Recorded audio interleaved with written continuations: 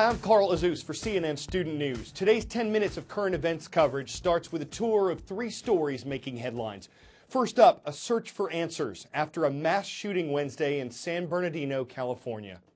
At this stage, we do not yet know why this terrible event occurred. We do know that the 2 individuals who were killed were equipped with weapons and appeared to have access to additional weaponry at their homes. So officials are now saying there were 2 attackers, not 3 as originally reported. They were both killed later Wednesday in a shootout with police. They've been identified as Zaid Rizwan Farouk and his wife Tashfeen Malik. Police say the couple killed 14 people and wounded 21 during a shooting at a conference center. Officials also found some bombs at the scene that did not go off. Police say the attackers had so many weapons, it's likely they'd planned an assault in advance. They believe Farouk might have become radicalized and could have developed extremist Muslim views. Investigators say he was in touch with people who were under investigation for international terrorism, so they're looking at that as a possible motive. Next story from the Pentagon. To succeed in our mission of national defense, we cannot afford to cut ourselves off from half the country's talents and skills. We have to take full advantage of every individual who can meet our standards. Part of Defense Secretary Ashton Carter's statement yesterday that women will now be allowed in all combat positions in the U.S. military. The historic change will allow women to serve in infantry, armor, reconnaissance, and certain special operations units that used to be limited to men. Not everyone supports the decision. The Marine Corps pointed to a study it conducted that suggested all male combat squads are more effective and less likely to be injured than forces with both men and women. Third story takes us to the UK. The House should be under no illusion. These terrorists are plotting to kill us and to radicalize our children right now. Part of the Prime Minister's speech ahead of a vote in Parliament that authorized Britain to launch airstrikes against ISIS terrorist targets in Syria. Before the vote, the UK was only conducting airstrikes in Iraq, but international pressure increased for Britain to do more following the November 13th terrorist attacks in Paris, France.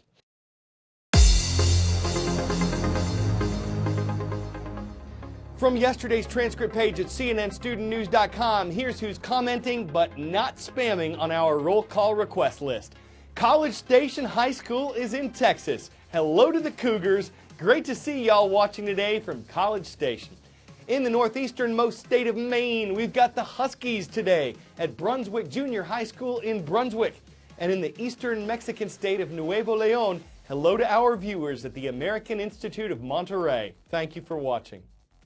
Telepathy, communicating brain to brain without using words or signals, has not been proven to exist, though a close friend or relative might swear they know what you're thinking. Still, as we enter part 2 of our series looking at the future of communication, a type of brain-to-brain contact is certainly something on researchers' minds.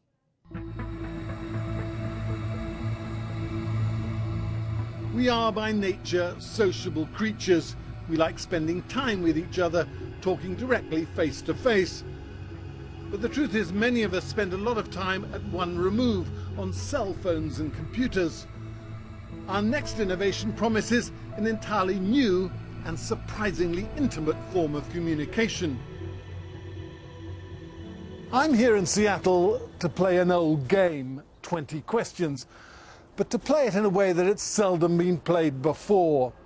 No questions asked out loud, just my brain in one room and someone else's in another, in silent communication. An unremarkable street, an unremarkable university building, but inside, something quite extraordinary is about to happen.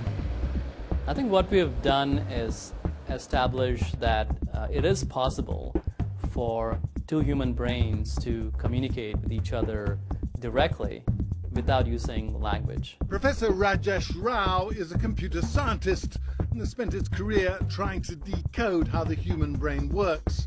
The brain really defines who we are. I mean, it's, between these 2 years, is the 3-pound universe that I live in, right? That you live in between your ears.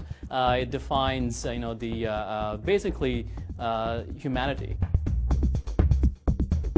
Here in his lab, I was carefully wired up. Electrodes attached that can measure the electrical activity in my brain.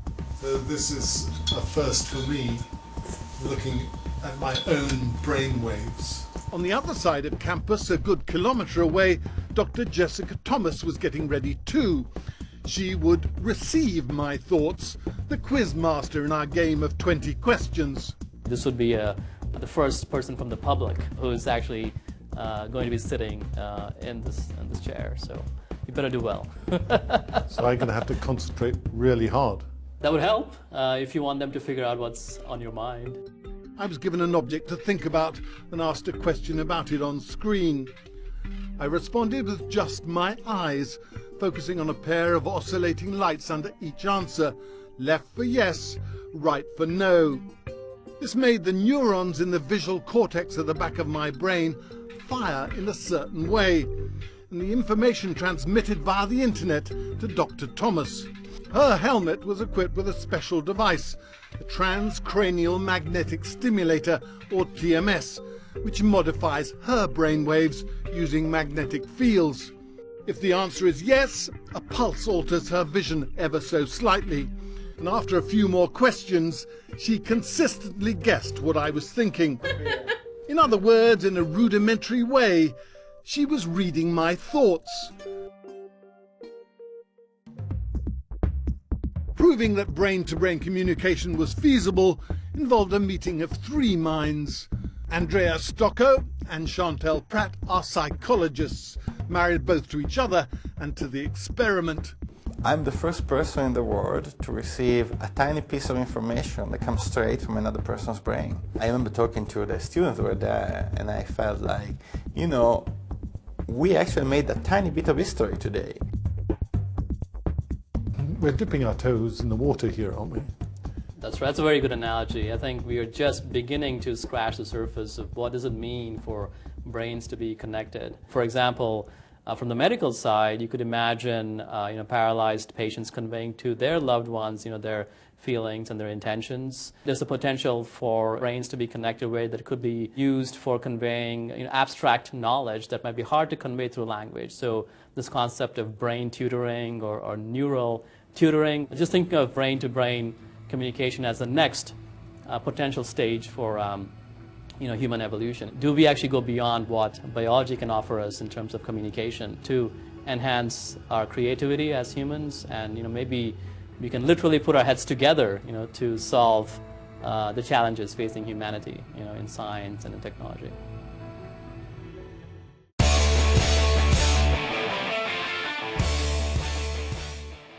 If you're looking for another reason why Fridays are awesome, look no further than a donkey in a squad car. No, he wasn't resisting arrest. The affable animal was found wandering alone along a busy highway. The lady who found him had a place where he could stay, but she needed someone's help in getting in there. So an officer showed up, loaded him up with the help of some animal feed, and gave him a police escort. He was only in custody for about 4 miles, and he didn't he and aw too much about it. Oh, he might have crooked an ear or made an off-the-cuff subjection, but it's not like the officer could give him donkeys and let him drive himself home. I'm Carl Azus. We hope to see you Monday when CNN Student News returns.